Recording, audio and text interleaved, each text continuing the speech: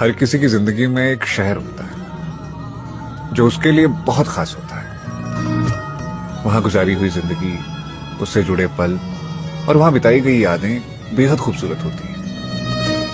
वो शहर सिर्फ शहर नहीं, महबूब होता है। जब ऐसे किसी शहर का जिक्र आता है तो आपकी जबान पर कौन सा नाम आता है? कहते हैं ना, आई मिस यू।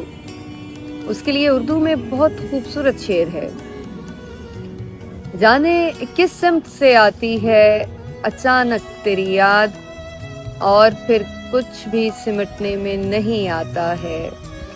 खुद को मसरूफ किए रखने की कोशिश करना, क्या तेरी याद के जुमरे में नहीं आता है?